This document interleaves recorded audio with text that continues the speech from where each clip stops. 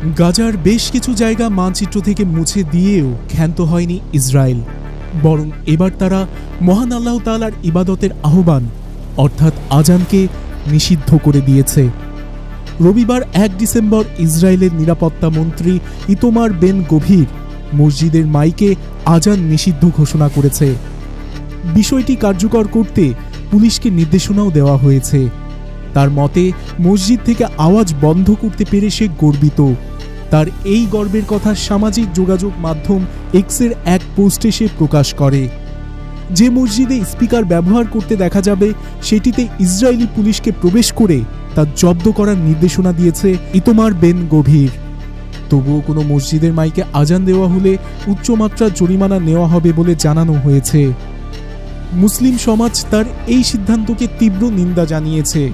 ইসরায়েলের এই সিদ্ধান্ত জুলুমের থেকে কম নয় বলে মুসল্লিরা উল্লেখ করেছেন।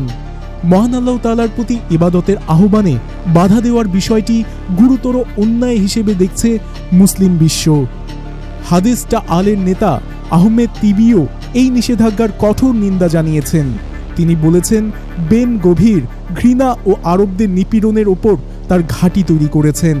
এই মুসলিম ইসরায়েলি সংসদ সদস্য সতর্কতা দিয়ে বলেছেন, প্রধানমন্ত্রী বেঞ্জামিন নেতানিয়াহু দাঙ্গাবাজ মন্ত্রীর কর্মকাণ্ডের জন্য দায়ী।